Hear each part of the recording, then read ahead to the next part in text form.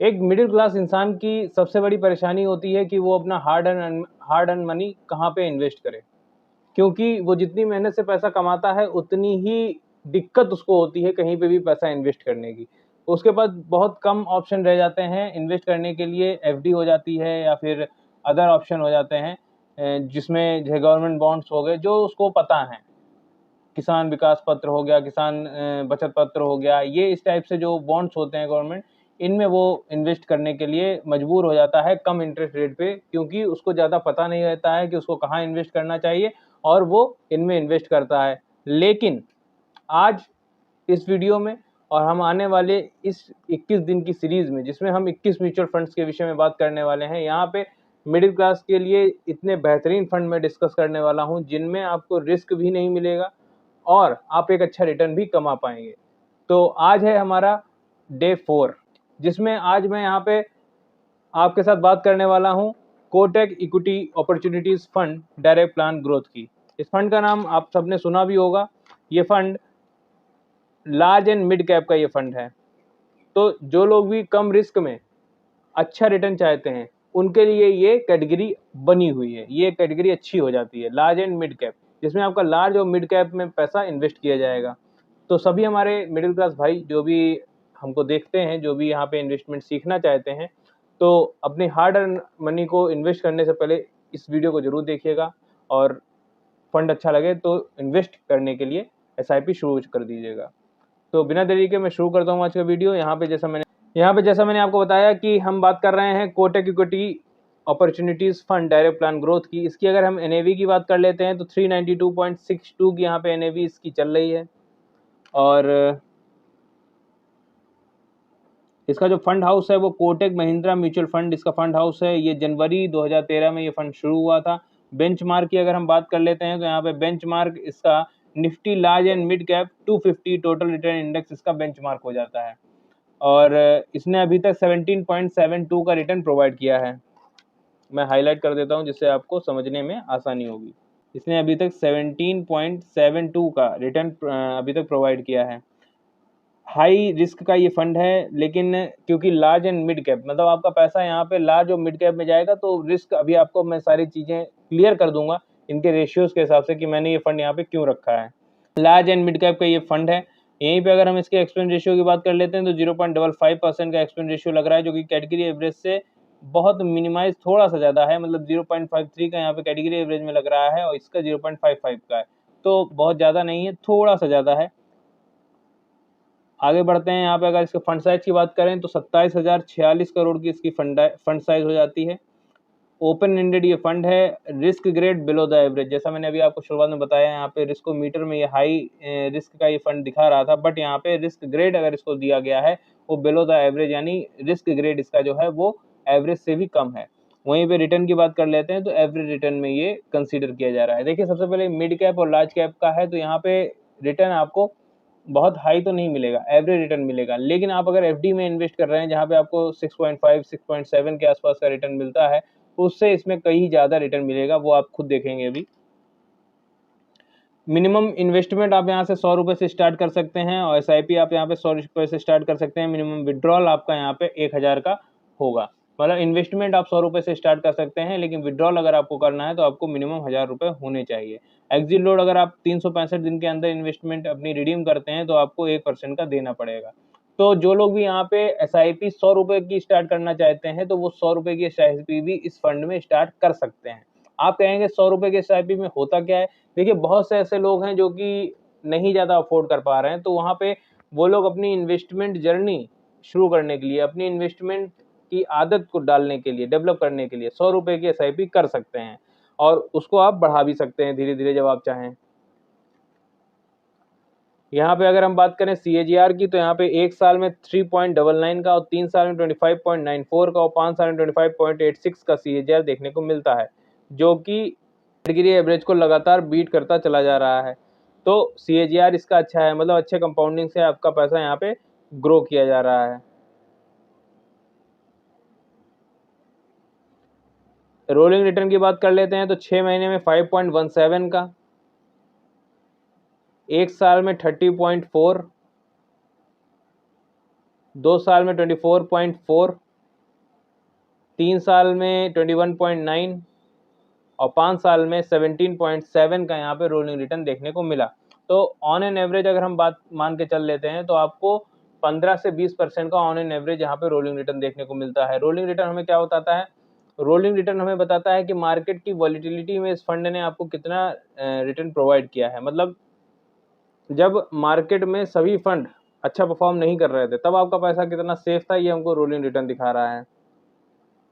तो उसके हिसाब से यहाँ पे 15 से 20% का रिटर्न आपको मार्केट के वॉलिटिलिटी में भी मिल रहा है, तो एक पॉजिटिव पॉइंट आपको यहाँ पे मिल जाता है। ये बात हो जाती। अब आगे बढ़ते हैं, यहाँ पे हम बात करते हैं कि ईयरली बेस इसका रिटर्न कितना रहता है। देखिए अभी तक हमने CAGR कंपाउंडिंग के हिसाब का रिटर्न देखा, फिर हमने रोलिंग रिटर्न देखा जिसमें हम वॉलिटिलिटी के साथ में रिटर्न देख रहे थे। अब हम देख रहे हैं ईयरली बेस इस फंड ने कैसा परफॉर्म किया है।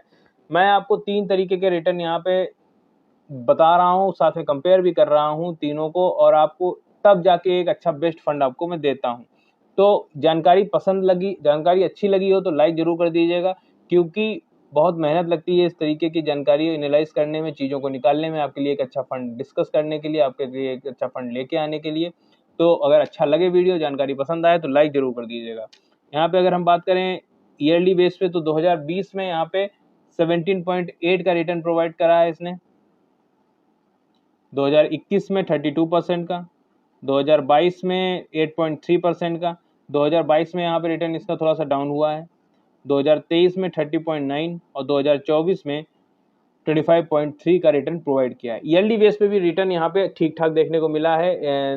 2020 में थोड़ा सा रिटर्न डाउन हुआ था, वो उधर हमारे मुझे जो लगता है वो पैंडेमिक के आसपास का माहौल था, तो उस वजह से रिटर्न में थोड़ा सा डाउन देखने को मिला, बट निगेटिव नहीं गया, पॉजिटिव में रहा था। तो वो जो कि हमें यहाँ पे रोलिंग रिटर्न देखने को मिल जाता है कि आपका रिटर्न में कोई ज़्यादा प्रॉब्लम नहीं होती है। तो एवरेज रिटर्न के साथ साथ कंसिस्टेंट रिटर्न भी यहाँ पे इस फंड में देखने को मिल रहा है। तो ये तो बात हो गई रिटर्न वाइज। आगे बढ़ते हैं, यहाँ पे अब हम SIP रिटर्न कितना हमें दे रहा है। तो 1 साल में 11.59, 3 साल में 24.19 और 5 साल में 27.69 का SIP रिटर्न देखने को मिलता है इस फंड का। तो अगर आप 5 साल तक यहाँ पे इस फंड में बने रहते हैं तो आपको लगभग 27% का रिटर्न यहाँ पे मिल जाता है। अगर आपको एक बार में ये वीडियो नहीं समझ में आता है, रिटर्न नहीं समझ में आते हैं, आप इस वीडियो को दोबारा रिपीट पे देख सकते हैं, जिसमें आप सारे रिटर्न्स को जरूर एक बार कंसीडर करिएगा। भले एक बार आप उसको कॉपी पे नोट बना लीजिए, सारों को कंपेयर कर लीजिए और उसके बाद फंड को सेलेक्ट करिए, क्योंकि यहाँ पे मैंने आपके साथ में एक एक डिटेल को शेयर किया है, रिटर्न से लेके सारे रेशियोज तक। तो वीडियो जब आप ध्यान से देखेंगे तब आपको समझ में आएगा कि वीडियो में आपके लिए कितनी बेनिफिशियल चीज़ें दी गई हैं, जिससे आप एक बेहतरीन फंड चूज कर सकते हैं, उसमें मदद मिल सकती है आपको। तो ये तो हो गया SIP रिटर्न की बात। आगे बढ़ते हैं, एलोकेशन की बात कर लेते हैं। तो यहाँ पे इक्विटी में 97.38 का यहाँ पे एलोकेशन देखने को मिलता है, और डेट में 0.35 और अदर्स में 2.27 का एलोकेशन देखने को मिलता है। सबसे ज़्यादा एलोकेशन इक्विटी में देखने को मिल रहा है। फाइनेंशियल अगर हम यहाँ पे देखें सेक्टर वाइज कहाँ पे इन्वेस्टमेंट ज़्यादा है, तो यहाँ पे सबसे ज़्यादा इन्वेस्टमेंट इनकी अदर्स में देखने को मिलती है 39.40, ऑटोमोबाइल में यहाँ पे 7.69, टेक्नोलॉजी में यहाँ पे 8.17 और कैपिटल गुड्स में यहाँ पे 10.60 का इन्वेस्टमेंट देखने को मिलती है। एनर्जी में 11.47 और फाइनेंशियल में 22.67 का इन्वेस्टमेंट देखने को मिल रहा है। मार्केट कैपिटलाइजेशन में यहाँ पे लार्ज कैप में इनका लगभग 56% के आसपास का इन्वेस्टमेंट देखने को मिलता है। मिड कैप में इनका 39% के आसपास का इन्वेस्टमेंट, 39 का यहाँ पे अगर इसको हम 40 के आसपास का मान लेते हैं तो ज़्यादा बेटर रहेगा। और rest of investment small cap में ज़्यादा नहीं है, लार्ज और मिड कैप में इन्वेस्टमेंट ज़्यादा है, क्योंकि ये लार्ज एंड मिड कैप का ही ये फंड है। यहाँ पे अगर हम हाईएस्ट एक्सपोजर की बात कर लेते हैं तो HDFC बैंक जो कि लार्ज कैप की कंपनी है उसमें देखने को मिलता है 6.47 का।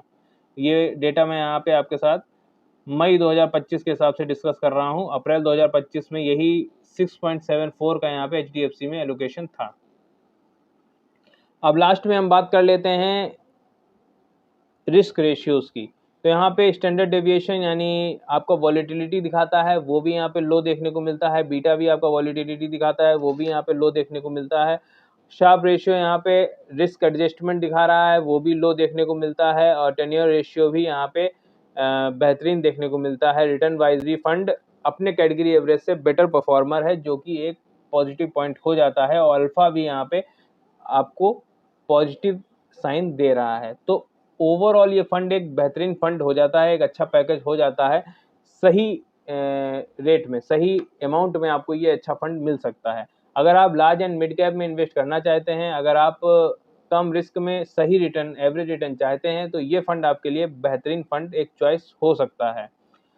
बाकी आपके ऊपर, आपका गोल है, आप किस तरीके के विजन के लिए इन्वेस्टमेंट चाहते हैं, ये पूरी तरीके से आपके ऊपर निर्भर करता है। वीडियो अच्छा लगा है, जानकारी पसंद आई है तो वीडियो को लाइक करिएगा, चैनल को सब्सक्राइब करिएगा, दोस्तों के साथ शेयर करिए। जितना ज़्यादा शेयर करेंगे उतनी ज़्यादा जानकारी बढ़ेगी लोगों तक और वो इन्वेस्टमेंट को शुरू कर पाएंगे। मेरा मानना यह है कि लोगों में फाइनेंशियल लिटरेसी बहुत कम है अभी भी भारत में। अगर हम फाइनेंशियल लिटरेसी की बात करें तो यहाँ पे मुश्किल से 5% या फिर 10% के आसपास का फाइनेंशियल लिटरेसी है। तो वो तभी बढ़ेगी जब हम सब मिलकर यहाँ पे चीज़ों को जागरूकता से देखेंगे, समझेंगे और उस पर अमल करेंगे। लोग ट्रेडिंग के पीछे भाग रहे हैं, इन्वेस्टिंग के पीछे नहीं। ट्रेडिंग से आप अमीर नहीं बन पाएंगे, इन्वेस्टिंग से आप वेल्थ क्रिएट कर पाएंगे। तो अपनी हार्ड अर्न मनी को ट्रेडिंग में मत बर्बाद करिए, SIP की स्टार्ट करिए या फिर लमसम में अपना इन्वेस्टमेंट अमाउंट करिए, जिससे कि आपको एक अच्छी वेल्थ क्रिएट हो पाएगी। दोस्तों के साथ शेयर करिए क्योंकि वो सब भी यहाँ पे इन्वेस्टमेंट स्टार्ट करेंगे तभी चीज़ें बेहतर होंगी। मिलता हूँ नेक्स्ट वीडियो में, धन्यवाद।